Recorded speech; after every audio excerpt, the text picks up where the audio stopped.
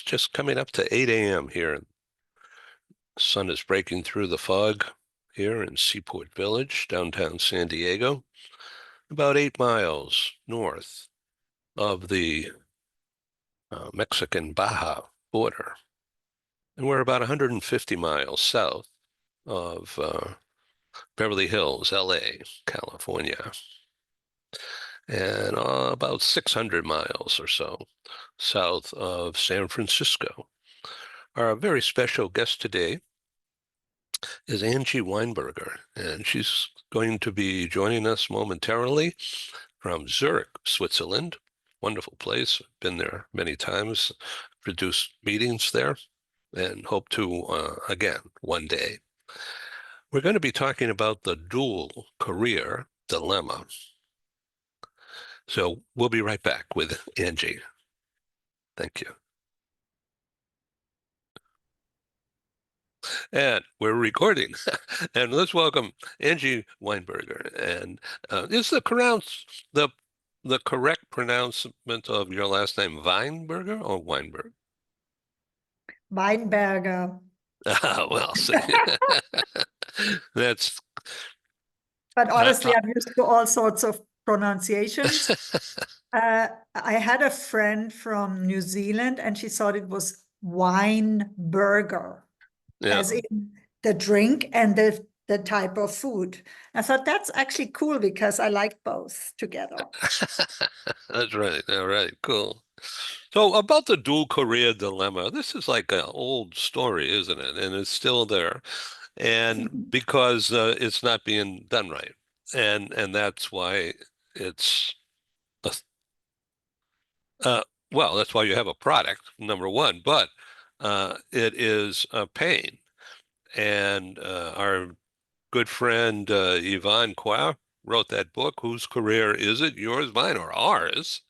And Permits Foundation has been at this, which means very, very smart people from across oceans and borders, cultures, have gotten companies to lobby government people to open up and make changes, and it's still difficult. So let me ask you just a question before we do a deep dive, because I was looking at your talking points, and thank you very much for the detailed work here.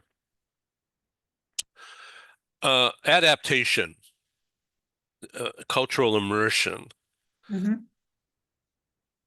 So when Europeans in particular, and I guess Asians also, Latinos, anyone who's not an American, always goes to YouTube, tunes in the old TV comedy shows or Friends or whatever show.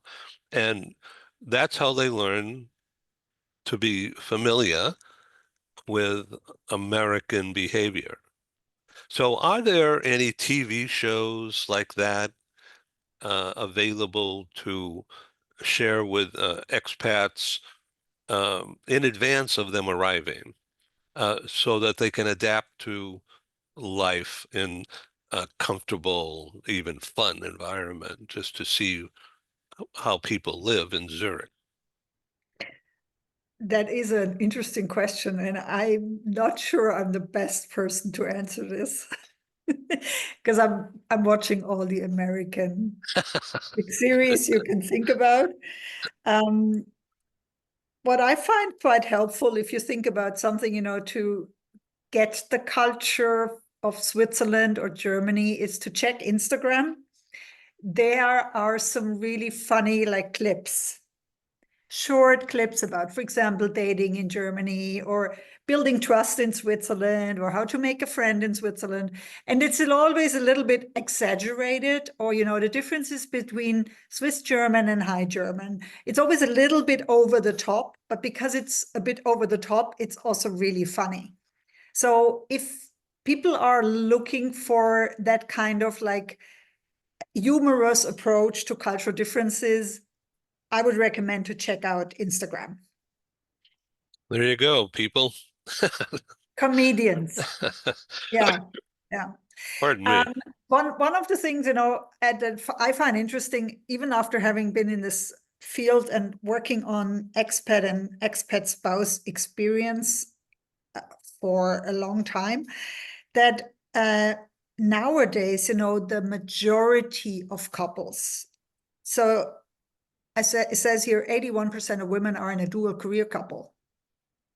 So, I mean, the majority of couples are now dual career couples.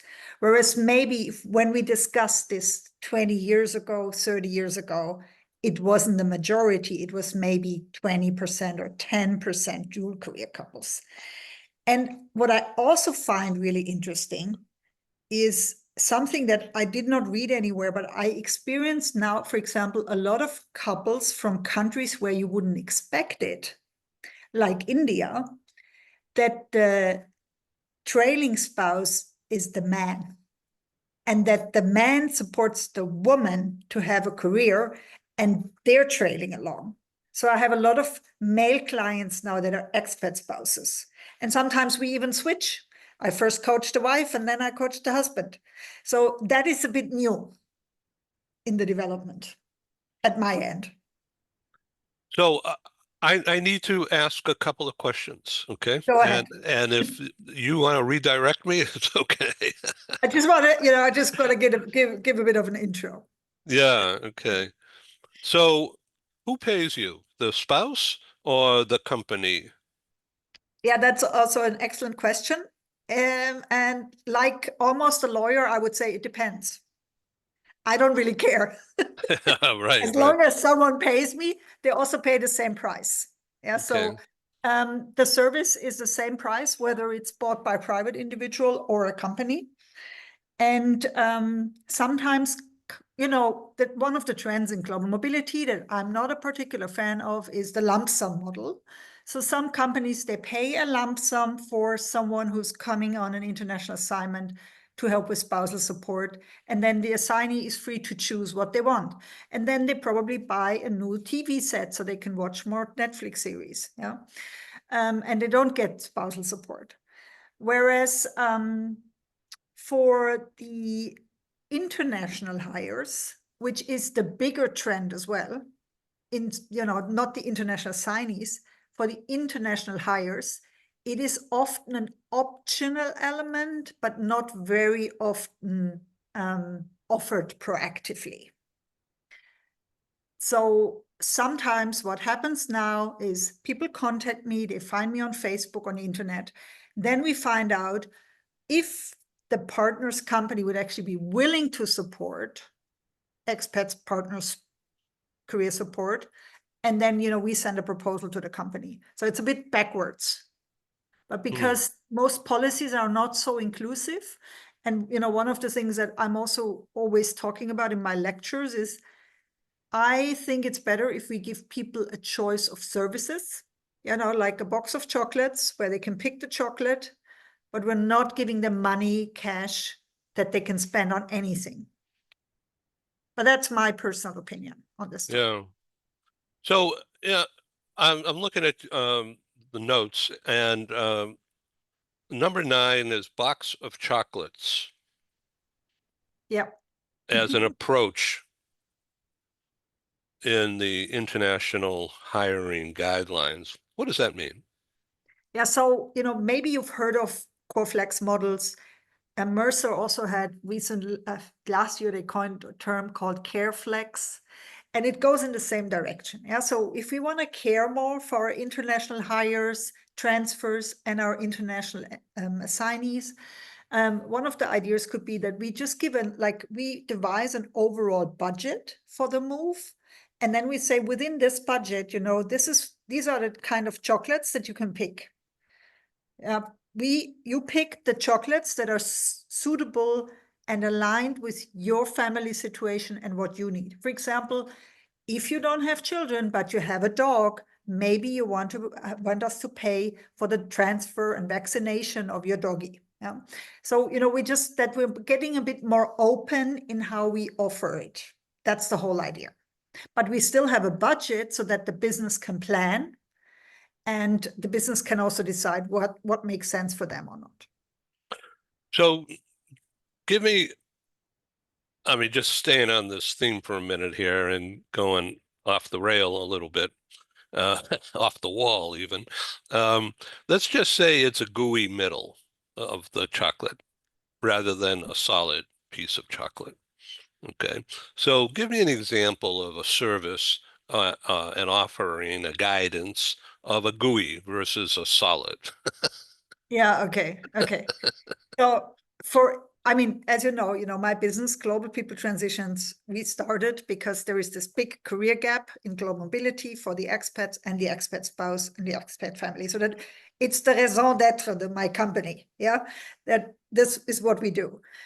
So now, you know, we have a portfolio of offerings that fit sort of every budget. We have something that is like an online program of Hire Me Express, which, you know, just in comparison to what normal spousal career support costs is ridiculously low. It's less than $200. So you For, get a 12-week for online program, a 12-week online program where I'm supporting in the background on chat, not a robot, for less than $200. At the same time, you know, if you book a single coaching session with me, it could be more than $200. Does make sense? And then we have an annual package, which, you know, would be like, okay, very intense for maybe senior leaders, senior managers. They, you know, want to change something. They want to build a global team, or they, they want to transition into a new role. And this very senior like program or program for senior managers would then have like an annual license with an annual price. So basically, you know, we can adhere to several needs here and use technology to do that. to, I'm going to continue in my off the wall approach here before we get into some strict detail. Yeah, go ahead. To what extent does the following occur? An expat is hired, all right, and they come into a Zurich-based company. Yeah. Excuse me. How are they introduced to the coworkers? Does does that person, the transferee, the new employee in the group setting, how are they indoctrinated? Are Mhm. they welcomed? Or are they threatened? Oh, yeah, absolutely. And I have to tell you, Swiss companies are amazing at onboarding. They have perfectionist attitudes to everything, but they're also really good at onboarding. So usually, you know, what you get a buddy, somebody, you know, to guide you to answer questions. You get like an onboarding plan.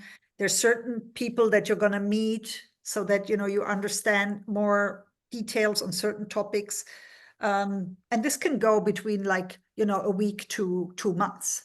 So depending on seniority, you know, it could be a very detailed onboarding program, but that's obviously just for the employee, not for the spouse.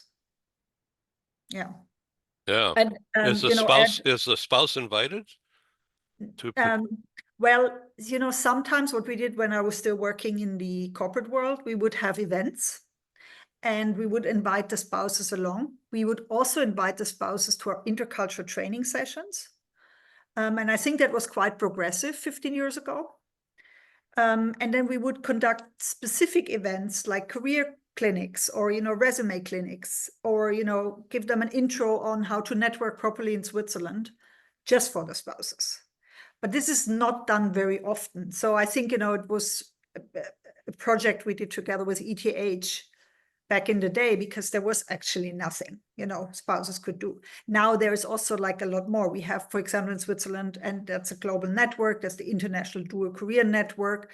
There are spouse networks of companies. So, you know, there is a lot more than there was when I moved to Switzerland initially. do you get paid to take a spouse, or maybe it's two or three spouses, uh, to uh, a tour, a museum, walk around? In other words, be friendly, but have a I don't do structure. that. Sorry. This is relocation. I don't do that. I Yeah. really focus on careers. Yeah. Yeah. Not acculturation and not social, or No, immersion, if you will. no, I mean, what you could get from my company would be an intercultural awareness training, but it's actually not sought very often right now. And that would be like a training session. Usually in the past, we would go to the house of the couple and, give them some understanding of cultural differences, protocol, working in Switzerland, living in Switzerland, but it's not really bought a lot anymore. So I think, we also moved to coaching as an approach because companies don't want their employees to sit in a training all day anymore. And, the whole training, like the whole learning and development has, gone more to this self-service approach where you get something when you need it. So, we're also adapting a bit more to that kind of style. But obviously, using also technology to do that and digital programs. I wanted to say that, even in 2022, the Permits Foundation has found out that 90% of partners going on international assignments were employed before the relocation and less than half secured employment afterward. And, it's also a shame to think about all this wasted potential that we have in global mobility, which is something, I also find like, it's just a shame. It would be better if we were able to use the potential of these couples more in the job market that we're in. Yeah, so what does it need so that couples are more prepared to go into a job market like Zurich? It's, for example, one very well-known pharmaceutical company used to offer pre-hire assessments. Hardly anyone does that. Do you know what that is? No, So I could guess, but I might be wrong. I'm happy to explain it. So, it's so when they were in discussions, let's say, with a senior researcher, female or male, they would bring me in to look at the resume and have a conversation with the spouse, whatever their background was, and then tell them what their chances are in the job market and what they could already do before their partner has signed the contract, what they could already do to prepare for finding a job here. This was an excellent service, but unfortunately, nobody knows about this. Yeah, so especially another thing, Ed, that we just need to keep in mind, we're very often here talking about international hires and international transfers that go into these bigger expat hubs. Berlin, Amsterdam, Zurich, New York City, London. And who's dealing with them? Global mobility? Not really. It's a recruiter or an local HR manager, local HR business partner. So they're not aware of the things that we normally do in global mobility. And, that's why also we need to continue to explain things to them and make them understand, the kind of offerings we have developed in global mobility so we can adhere, for example, to the needs of expat families and couples. So it's a constant, I think I still have a feeling we're constantly explaining why this is beneficial, why there is a business case for it, despite all the research that it is actually really beneficial. I'm sure you remember the discussion we had with Heather maybe a year ago when she told us about her research, quality on the move, peace of mind on the move, it was called, where they really proved with very good data that that career coaching positively influenced the assignment experience, that the psychological contract breaches were reduced, that people trusted their employer more because they said, oh, my employer is actually taking care also of my spouse. This is helpful. So despite all of this research, we're still justifying why we need to do this. Yeah. So I still get the response from HR, why? This is a personal matter, what they're doing with their partners. Why should I care? So let's talk about your point number 8, mindset and career resilience. Empower the spouse with career coaching, personal branding, and job search strategies to confidently navigate transitions. That's exactly what you were just doing, Yeah. right?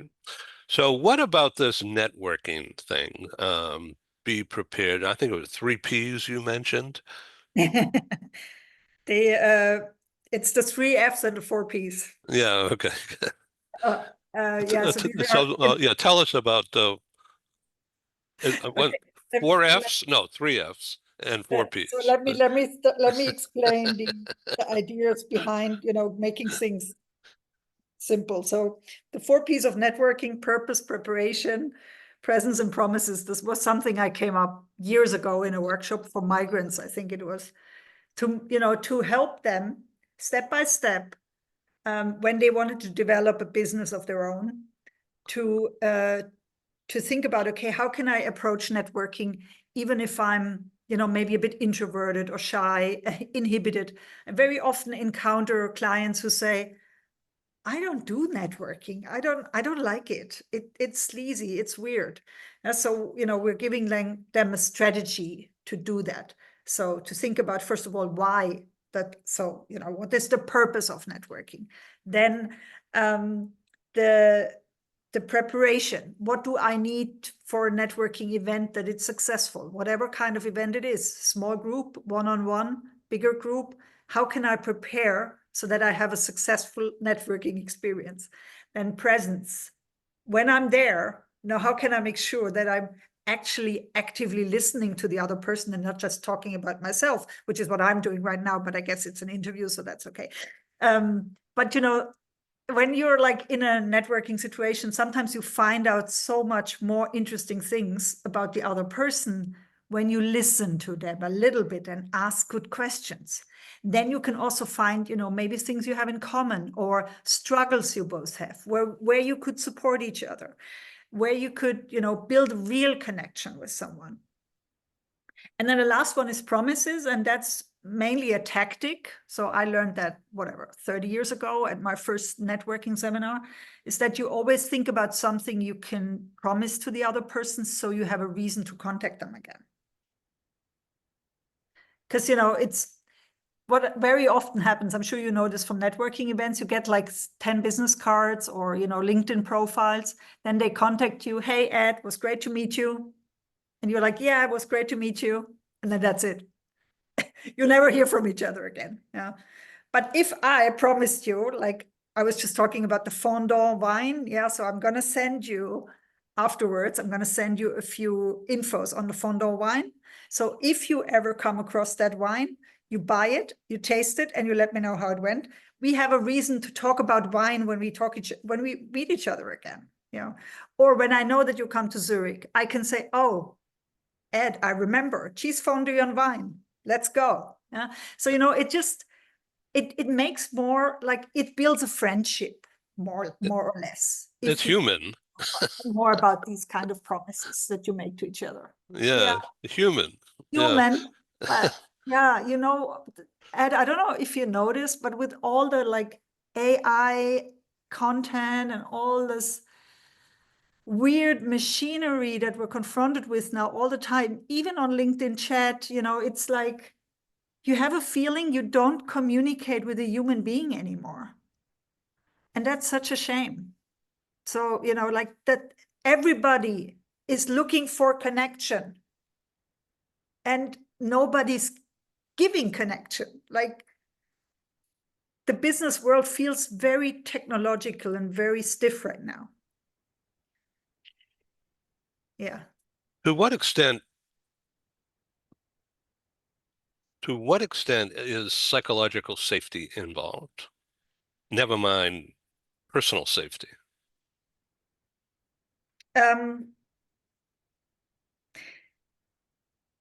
That's a little bit of a bigger question.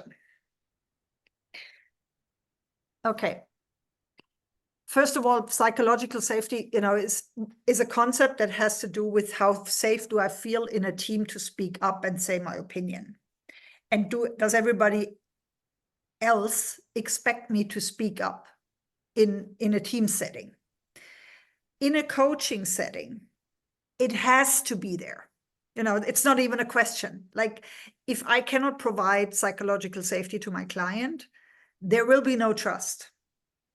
So, there's a few things that as coaches we have to do. We have ethical standards we have to adhere to.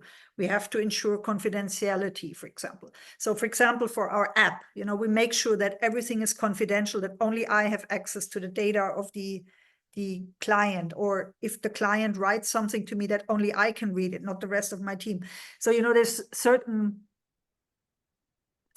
safety measures we have to implement as coaches. Otherwise, it's like, when you go to therapist, if people can't open up to you, there's no point in coaching. Now, the other thing you said about this personal safety depends, obviously, again, on the location. And this would now be a whole other angle of topic, like that we maybe could pick up in another one-on-one, how, we ensure care for our employees. And, one of the care aspects of that would be how we make sure that they're safe, especially in dangerous location and in high-risk locations. But as you know, right now, every location has dangers. You could be in Munich and you could be at a demonstration and somebody is driving into you. So it's not only the dangerous locations we have to take into consideration, basically. Did I understand your question correctly? Yeah, and you know what? Whatever you have said in its totality is going to be meaningful to the people to whom I will be sending this recorded program to, HR business partners in particular, and everybody along the stakeholder chain. And that's what's driving me as a happy TV talk show host to do what I do. Let's talk about resilience. Resilience is part of a fear factor, in my view. People have fear when they may not show it. They may wear a smile. They may display some form of practice acting mask of comfort in what could be a very aggressive, dangerous situation. Meaning, like, let's just say that my life partner, spouse, is a lady, and she is the employee, and I'm the trailing spouse partner. Okay. People are going to be looking at me. Do they like my hair? Is it too long for some people's taste? Do they like my color lavender shirt here? I wore this because I thought you were going to wear purple or be on the red couch. Yeah, see that we saw it. We mesh. So let's shake hands across the seas. There we go. So thank you for blending, Your meshing. hair. My hair. Your hair was the question. And yeah. And personal, let's say, insecurities, that obviously come up a lot. You and I talked about this maybe 2 years ago. There's one of my favorite videos with you. It's about the 3 I's. And, we're talking about the identity shift and issue that happens to expat partners when they lose their job. What are the 3 I's? It was isolation, identity, and the third I don't remember right now. Yeah. But it's instability. Instability. The resilience that is needed to sort of, and I have a lot of these clients in my first initial calls, to build up your self-confidence after you've been on LinkedIn and applied to 100 jobs and never even get invited. That requires a lot of support. because people often don't understand the job market. They never had to find a job. They always had a job, or they never had to find one because jobs came to them. I remember I never had to find a job. It always like either I met someone or, somebody headhunted me. I don't know. I didn't know how hard it is to look for a job until I started working with my clients. Yeah, because, it is quite a big loss of your identity that you're going through. That's one thing. You don't really know who you are anymore, especially if you have been a career person before. But then the other thing is this whole like constant rejection, and done by tools and very junior people who do not really appreciate and understand who you are professionally. That has a very negative effect on it, on resilience. Yeah. So, and self-worth. And then, we have to build up people again, first of all. Okay, so now from a counselor point of view, going through that experience that you've just enumerated, that is a direct pathway towards a strife at home, Yeah. a speedway, not Yeah. just a pathway. Yeah. And definitely that's going to impact the employee's performance and comfort zone Absolutely. and creativity and productivity and everybody else's itty. So do bosses understand that? Do they have a clue I what's really think, going on? I tell you who understands it. Expats.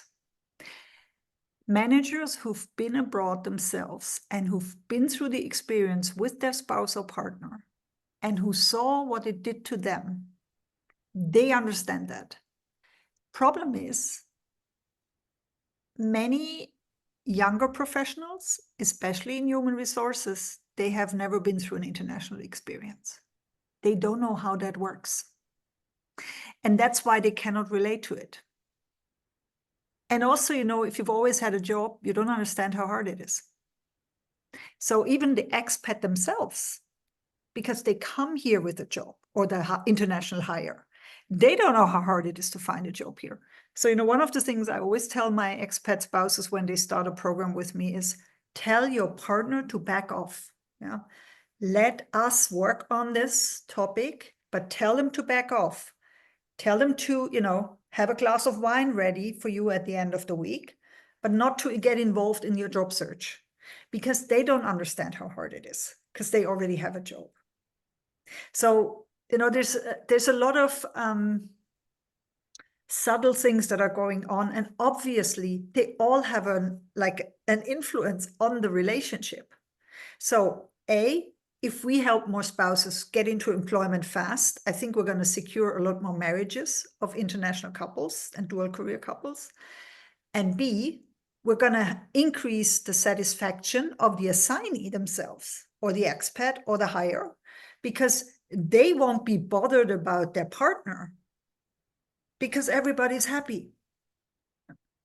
So that's always been my approach, to say we need to strengthen the family system on both ends if we want to have a good and satisfactory expat experience. So what about when there's, say, a teenager? Mm-hmm. Because most of the Next topic. most of the transferees, they're in their 30s or 40s, Uh-huh. and they're going to probably have a teenager or somebody who's 11 or 12, Yeah. or 10, if not 13 or 14. And that's a powder keg waiting to explode inside the house. That is true. So one of the things, I think is important to explain is the teenager will be integrated in a school structure. Schools know how to handle these topics, especially here in expat hubs. They know how to handle these topics because they've been confronted with it. And then it could be that everybody in the family goes through cultural adjustment at a different pace. Plus there's puberty, which, you know, is a challenge in a home country already. So, so yes, counseling, intercultural training, support from the school, all that is required. But I think a teenager will also pick it up if their dad or their mom is happy. And again, or their moms or their dads in a same-sex couple.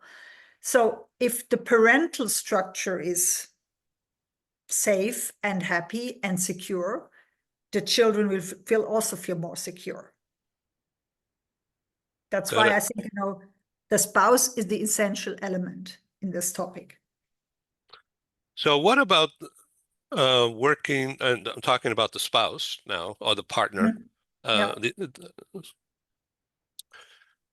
Why don't they just work remotely? Who's going to know? I don't tell that to a Big Four. Yeah, so good point, Ed. Thank you for raising. I don't know if you noticed, but I changed the title of my masterclass from finding a job to finding work. Because at the end of the day, what is important to the spouse is to find paid work. And it could be a remote job. It could be freelancing. It could be starting their own business. But what I don't want is that everybody's just volunteering. See, I want more people get into paid work. Yeah. But it could be a portfolio career. And now, you know, we have more remote opportunities than we had 10 years ago. So yes, it's an option. It's an option with the caveat of corporate tax rules and, you know, all of these issues that come with it. But even for that, there are now, you know, these payroll companies, employer of records. So there are solutions for that. Thank you very much. Okay. This is really fascinating. Now, the audience for this recording, excuse me, the audience for this recording, just to review for the audience out there who will be watching this, and is mainly corporate. Yep. And company people who are not corporate but are served like we will serve the corporate interests as a business. Yeah. And there's a lot of people who get involved, but it's the line manager. I don't know what else to call this person. The corporate employed line manager. Yeah. Yeah. A direct boss. Is the word boss bad? A line manager is perfect. Yeah, okay, line manager. And that means there's a direct report. Okay. And a lot has to do with how that relationship works. Yeah. So what training does the line manager get to deal with an expat or an international hire? And please define the difference between an international hire and an expat, if there is a difference. Okay.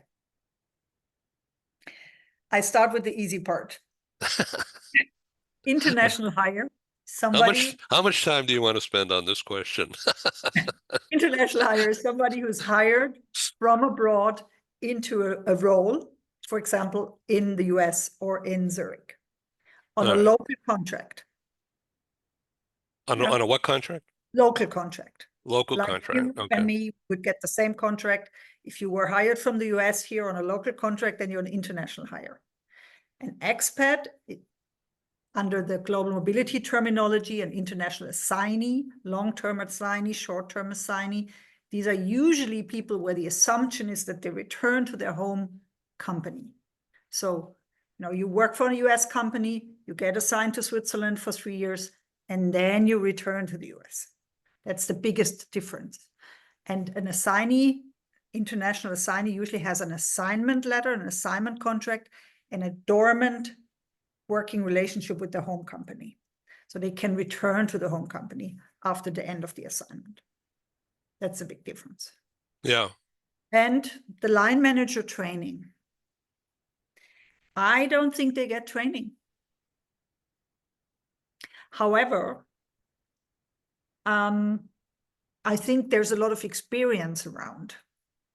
So I think, if I was a line manager and I had a feeling I'm not sure how to integrate people who come here from other countries, or I'm not inclusive enough, I don't really know how to handle a diverse team, or I don't know how to handle an international team, you know what I would say? Contact Angie Weinberger, because she has a program for that called the Global Rock Stars. There's a different set of my coaching. Yeah, it's for exactly those kind of leaders. But that's where we also work. We have a program built on my book, The Global Rockstar Album, for leaders to be more inclusive leaders. And onboarding team members with a diverse background is obviously a part of inclusion. So do you happen to have that book handy that you could hold up to the camera? I have. Here it is. That's so My describe notes. what we're looking at. Is that the world that's being held up from below? This Yeah, that's the world. Okay. And is there That's not the somebody world. oh, that's somebody Um, holding up underneath? that's a band. It's a rock band. Ah, okay, Yeah, great. a diverse rock band. The idea behind the round shape was, in the 70s, we had this like dishwashing liquid, and they had always these little flowers. Maybe you had the same in the US. It just gives this 70s vibe or 80s vibe. And the band is it's a diverse background, and the whole book is a little bit alluded to how to build a team. And it's similar to, how you build a band and how you get a band together. So the language is from music. So there's only one drummer and one piano player. At this stage, yeah, small band. You can also get a bigger band, or orchestra together. Wow. So this is fun. Okay, so let's talk about progressive number 5, progressive global mobility policies, moving beyond lump sums. We've Yeah. addressed that. Offer structured career support programs, such as expat spouse career coaching and entrepreneurship guidance. You touched on that. And support programs such as Global Rockstars and the Hire Me Express. Now, the Hire Me Express, that's specifically about spouse partner and work, paid work. Yeah, and finding a job or finding paid work. Exactly, yeah. Now, uh, do I need a work permit if I'm going to move to Zurich? You do. And how do And I get that? In advance? and that Before is I land at the airport, or? and that is the challenge that, first of all, every country has different rules. Within Europe, there are more efforts now, to bring in more tech people, for example, through the blue card scheme, the EU blue card scheme. Switzerland is not in the EU, so it's slightly different. It has their own rules, and it's the employer's job to organize the work permit here.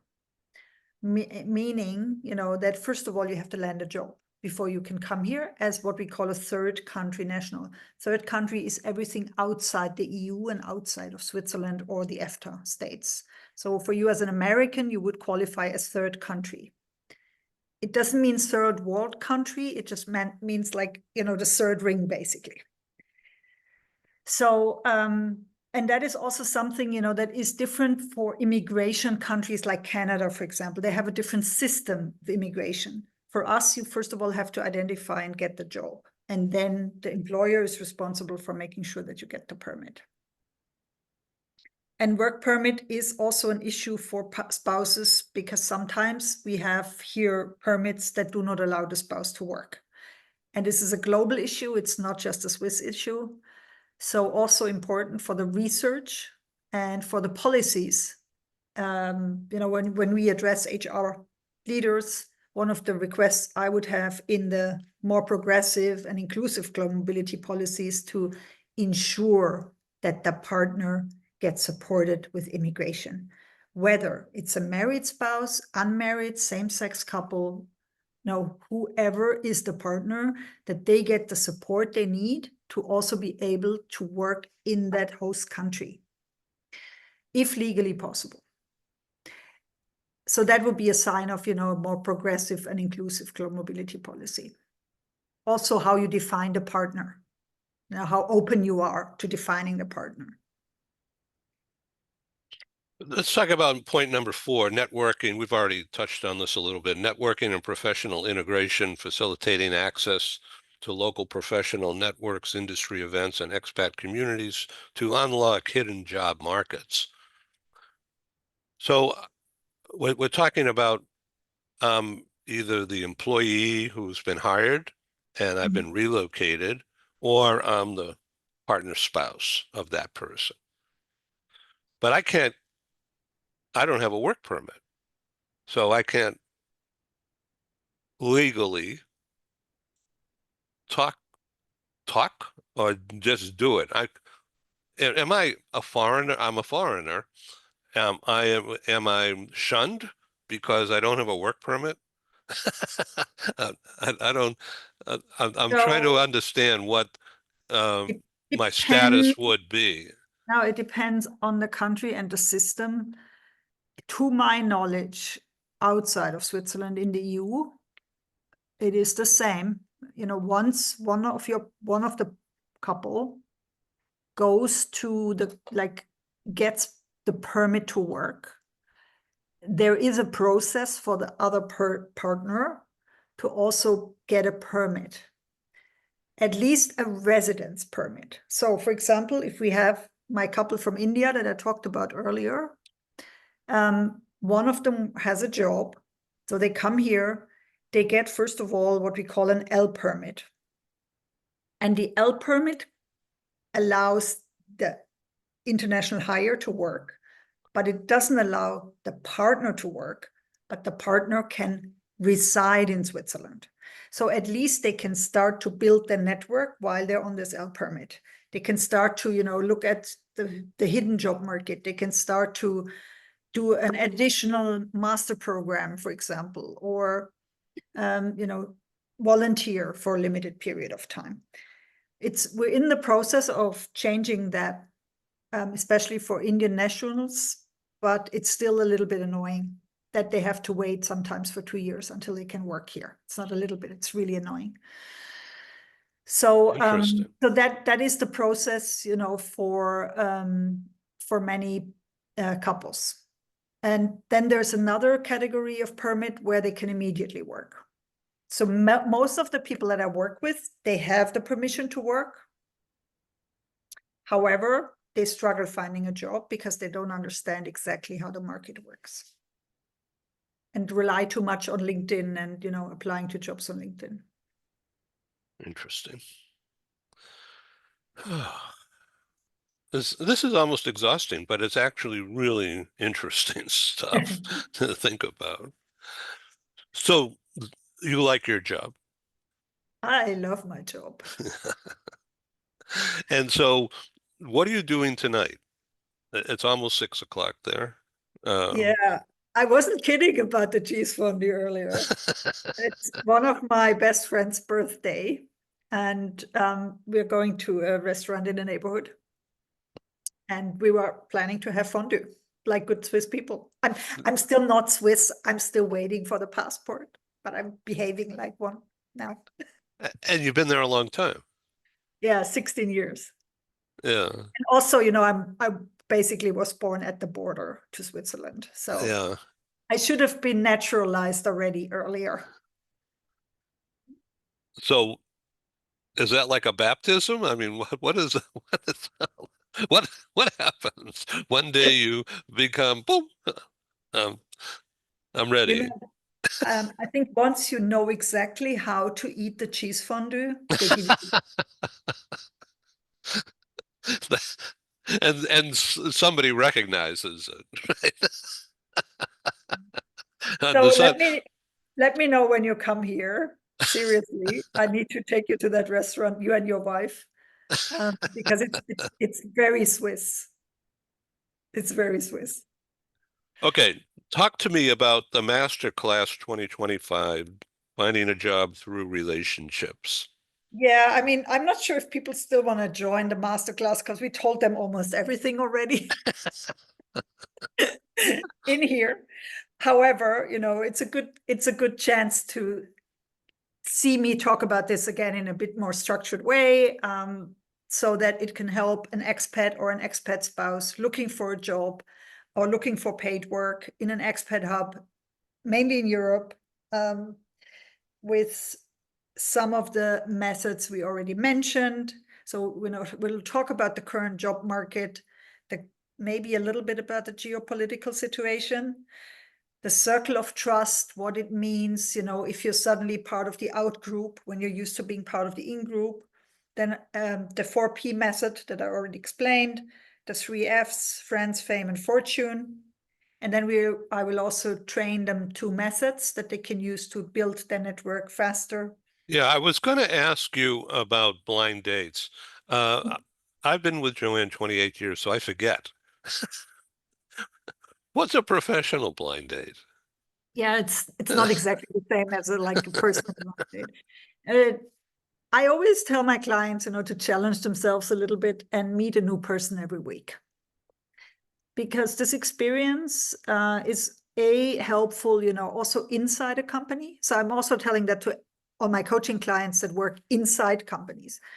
It's helpful, to get things done if you build more personal relationships. And then also you get access to the hidden job market if more people know you in person. The hidden job market are all the jobs that we don't know about because they're not appearing on LinkedIn. And there are a lot, at least here, 80%. This is really interesting. And so I think that would be really interesting. So do you have a lot of clients, viewers? Um, it's all Zoom. I know that. So you're opening it up for international. Yeah. Yeah. We already know that we will have participants from the US. So we're gonna have it around lunchtime in Europe. So that's your early morning. The masterclass and the online Home Express program is anyway an online digital program, so you can do that at your own time. But it's going to be a weekly feed, so every week you get a new chapter, a new module to work on, with a video where I explain a concept, and then you have to apply it, and you get a little challenge like, oh, now meet 5 more people. And then I wanted to say also, if your viewers are HR leaders or recruiters, or work in an adjacent field to global mobility, or even in global mobility, in addition to that class, to that master class, I will also be holding a webinar with the Expertise Academy, which is really big in global mobility training and education, on filling the career gap in global mobility through expat coaching. And then, we will also talk a bit more about strategies. So like how to make your guidelines more inclusive, your hiring guidelines, for example. So it will be a bit more strategic, more directed towards HR professionals. If you have people who are listening now and don't know how to find out more about this, they can all contact me on LinkedIn, obviously. And so tell me about the fee For that the expertise. masterclass, expertise, I think, is free. As far as I'm informed, it's free. But the masterclass will be 97 euros all in. And the Heim Express program will be 180 euros all in, as I said already. So if people want to buy both together, they should let me know. So this is really interesting. And I thank you for being a global mobility Yoda. I think that's great. Yoda, And Yoda, Yoda, and it's a little gremlin guy. Is it a yeah, guy? Yeah, probably a guy, and very wrinkled. I mean, so that means that Yoda is like 1,000 years old of wisdom. Yeah. And the reason why I sometimes think of myself as Yoda is that sometimes people don't understand me. Like, I talk in circles, or I don't know. I I might see things or very clearly, but they're not so clear for other people. So, Yeah, and well, also, I've been in this field for too long, so I feel like a Yoda now. this is really an interesting topic, and someday we'll get into this offline, but it's